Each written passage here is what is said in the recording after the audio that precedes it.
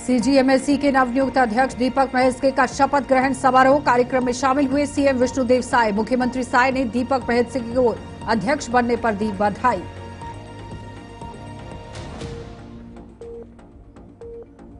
पूर्व आईएएस अनिल टूटेजा के घर सीबीआई का छापा। रायपुर में 6 से ज्यादा अफसर खंगाल रहे दस्तावेज। 3 दिन पहले सुप्रीम कोर्ट से मिली थी बेल। कांग्रेस संचार प्रमुख सुशील आनंद शुक्ला ने दी प्रतिक्रिया।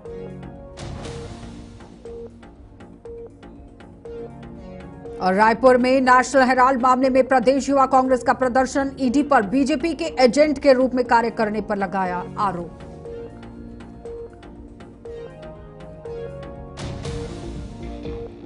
नमस्कार, बुलेटिन में आपका स्वागत है। मैं हूं आपके साथ आशा सरमाल। चलिए शुरुआत करते हैं छत्तीसगढ़ से जुड़ी खबरों की। मुख्यमंत्री विष्णुदेव साय आज रायपुर स्थित मेडिकल कॉलेज सभागार में आयोजित Chhattisgarh medical services corporation limited CGMSC के नवनियुक्त अध्यक्ष दीपक महेश्वरी के शपथ ग्रहण समारोह में शामिल हुए। इस अवसर पर मुख्यमंत्री ने दीपक महेश्वरी को यहां शुभकामनाएं और बधाई दी।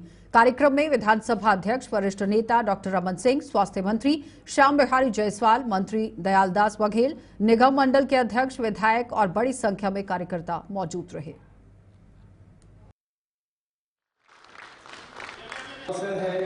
हमारे मुखिया के अभिवादन का स्वागत था। आज सीजीएमएससी के नवनियुक्त अध्यक्ष श्री दीपक महेश्वरी जी का पदभार ग्रहण समारोह था। उनको बहुत बहुत बधाई और शुभकामनाएं। और हमारे स्वास्थ्य विभाग में श्री श्याम बिहारी जायसवाल जी हैं, जो बहुत ही कर्मठ और ऊर्जावान हैं। अब जो दवाई सप्लाई का काम है, दूरस्थ अंचलों में हमारे हॉस्पिटलों में दवाई समय पर गुणवत्ता युक्त पहुँचे, इसकी जिम्मेदारी सीजीएमएससी की है। और इसका भी गठन कारपोरेशन का जब हमारी सरकार थी, डॉक्टर रमन सिंह जी मुख्यमंत्री थे, श्री अमर अग्रवाल जी स्वास्थ्य मंत्री थे, तब उसी उद्देश्य से इसका गठन हुआ है। और श्री दीपक महेश्वरी जी के अध्यक्ष नियुक्त होने पर मुझे और पूरा भरोसा है कि और इसमें तेजी आएगी। और स्वास्थ्य जो मनुष्य के लिए बहुत महत्वपूर्ण सेक्टर है, स्वास्थ्य हम लोग पूरे छत्तीसगढ़ का ठीक कर पाएंगे, ऐसा मुझे पूरा भरोसा। सीबीआई ने इस समय राजधानी रायपुर और महासमुंद सहित कुल 5 विभिन्न ठिकानों पर दबिश दी है। ये कार्रवाई एक चिकित्सक की आवास, एक प्रतिष्ठित कोचिंग संस्थान और एक स्थानीय होटल में एक साथ की गई। इस महत्वपूर्ण मामले को लेकर छत्तीसगढ़ के उप मुख्यमंत्री विजय शर्मा ने मीडिया के साथ बातचीत करते हुए इस दौरान उन्होंने विपक्ष पर तंज कसा, कांग्रेस पर तीखे शब्दों में निराशा यहां पर जता दी। शर्मा ने ये उल्लेख किया कि कांग्रेस पार्टी अक्सर ये आरोप लगाती रही है कि केंद्र की एजेंसियां नागरिकों को डराने और उनकी स्वतंत्रता को दबाने का कार्य करती आ रही हैं, लेकिन अब सीजीपीएससी जो घोटाला है वहां पर असली कहानी और तथ्यों के प्रकाश में आने के बाद ये विषय व्यापक रूप से चर्चा का विषय बन गया है और इसकी सच्चाई आज सभी के पास स्पष्ट रूप से उपस्थित है।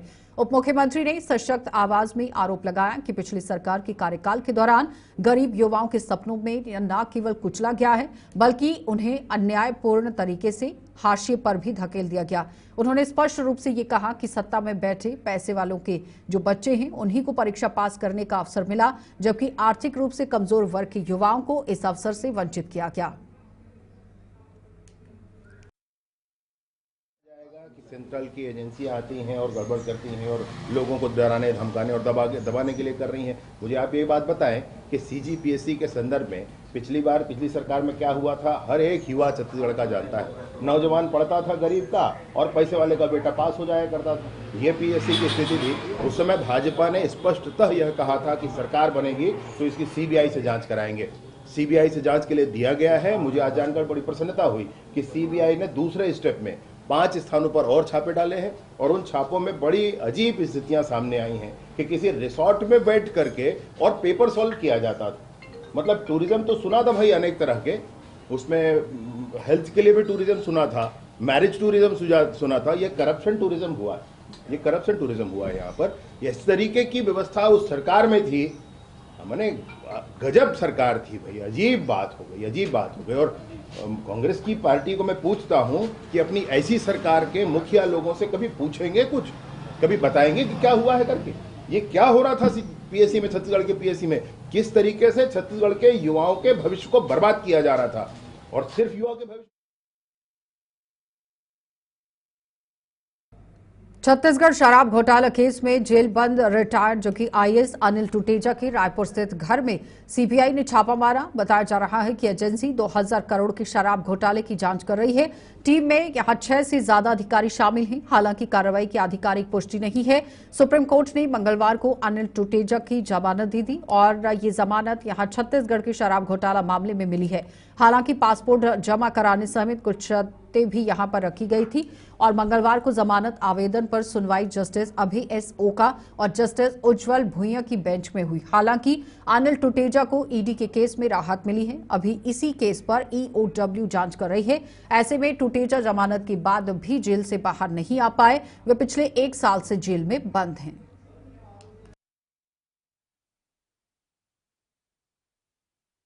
पार्टी का शुरू से यह मानना है कि कहीं पे गलत हुआ तो निश्चित तौर पर उसकी जांच होनी चाहिए, लेकिन निष्पक्ष जांच होनी चाहिए। पूर्वाग्रह से ग्रसित होकर कोई कार्रवाई करेंगे तो ये गलत है। और विशेष तौर पर संवैधानिक संस्था या राज्य में कोई काम कर रही है, यदि वहाँ पे कोई गड़बड़ी हुई है तो जो हुआ है उसी के बारे में गृह मंत्री जी का जो बयान है वह अतिरेक है। छत्तीसगढ़ में भारतीय जनता पार्टी ने विधानसभा के पहले बहुत सारे मुद्दे सीबीईडीआई को प्लांट करके उनके माध्यम से यहाँ पे प्लांट किया। बहुत सारे मुद्दे सीबीआई ईडी का दुरुपयोग करके कांग्रेस को बदनाम करने की भी साजिशें भारतीय जनता पार्टी के द्वारा रची गई है। और सारा प्रदेश जान रहा है किस प्रकार से धान में राइस मिलर से किस प्रकार से लेवी 3 गुना ज़्यादा वसूली जा रही, किसी से छुपा नहीं है। कोयला में कितनी लेवी वसूली जा रही है, किसी से छुपा हुआ नहीं है। शराब में कितनी लेवी वसूली जा रही, किसी से छुपा हुआ नहीं है। गृह मंत्री आत्मबुद्धता में बयान दे रहे हैं। दरअसल प्रदेश की जो बिगड़ी हुई कानून व्यवस्था है उसके बारे में तो गृह मंत्री के पास बोलने के लिए कुछ नहीं। अब सीबीआई को आगे करके तमाम नए नए किस्से कहानी कर गृह मंत्री उसमें ताली बजाते हैं तो यह शोभा नहीं देता गृह मंत्री को। पहले वो जवाब दें कि राज्य में महिलाएं क्यों असुरक्षित है, राज्य में चोरी डकैती घटनाएं क्यों हो रही है, मासूम बच्चियां क्यों असुरक्षित है। गृह मंत्री को इस पर जवाब।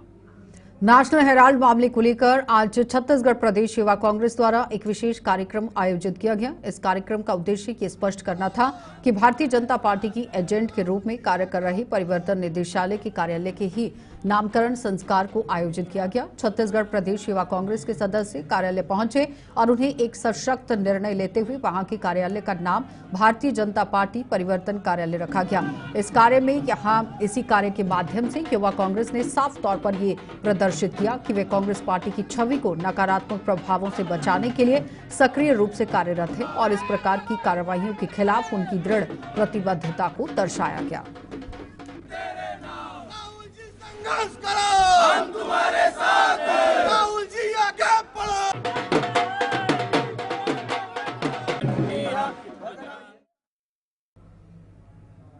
कवर्धा शहर की यातायात व्यवस्था को यहां अनुशासित, सुगम और सुरक्षित बनाए रखने के लिए पुलिस अधीक्षक धर्मेंद्र सिंह के निर्देश अनुसार 15 अप्रैल से ही शहर में एक सघन विशेष अभियान की शुरुआत की गई। अभियान के पहले 2 दिनों और 15 एवं 16 अप्रैल को पुलिस द्वारा शहर के प्रमुख बाजार क्षेत्रों, चौक चौराहों, शिक्षण संस्थानों के आसपास, मुख्य मार्गों और अतिक्रमण ग्रस्त जो इलाके हैं वहां पर मुनादी कर आम नागरिकों, व्यापारियों, ठेला और गुमटी संचालकों को यातायात व्यवस्था में सहयोग देने की समझाइश की गई। उन्हें चेताया गया कि सड़क पर अव्यवस्थित ढंग से पार्किंग करना, अतिक्रमण करना, यातायात को बाधित करना कानून अपराध है और इस पर सख्त कार्रवाई की जाए। इसके बावजूद जब अपेक्षित सुधार नहीं हुआ तो 17 अप्रैल को कवर्धा पुलिस द्वारा एक व्यापक और प्रभावशाली अभियान चलाया गया। इस दौरान बेहतरीन ढंग से ही पार्क किए गए 40 दोपहिया वाहनों पर चालानी कार्रवाई भी की गई। इन अव्यवस्थित रूप से ही खड़ी बाइकों को क्रेन लिफ्ट कर उसकी मदद से ही जब्त कर उठवाया गया, जो न केवल यातायात नियमों के प्रति लोगों को गंभीरता का संदेश देता है बल्कि ऐसे लापरवाह वाहन चालकों के लिए एक सख्त सबक भी रहा।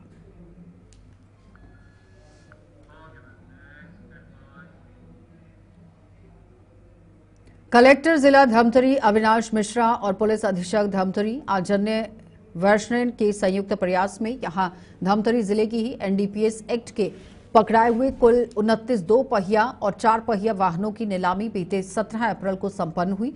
जब्त वाहनों की नीलामी प्रक्रिया कलेक्ट्रेट सभा कक्ष में की गई। पुलिस विभाग द्वारा विभिन्न थाना क्षेत्रों में समय समय पर आबकारी अधिनियम एनडीपीएस एक्ट के तहत की गई कार्रवाइयों में जब्त वाहनों की गुरुवार को बोली लगाने की कार्रवाई की गई। इसमें पुलिस विभाग द्वारा जब्त 29 वाहनों, मोटरसाइकिल, कार की नीलामी प्रक्रिया कलेक्टर भवन के सभा कक्ष में हुई है। नीलामी करने पर शासन को 5,96,350 रुपए की राजस्व प्राप्ति हुई।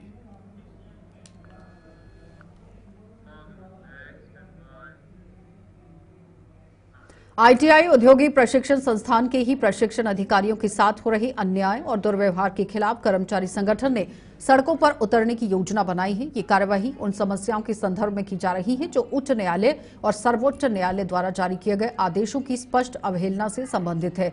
ये स्थिति आईटीआई में कार्यरत अधिकारियों की कठिनाइयों को उजागर करती है, जो न केवल उनके अधिकारों के उल्लंघन को दिखाती है बल्कि ये भी दर्शाती है कि कैसे न्यायिक आदेशों का पालन नहीं किया जा रहा।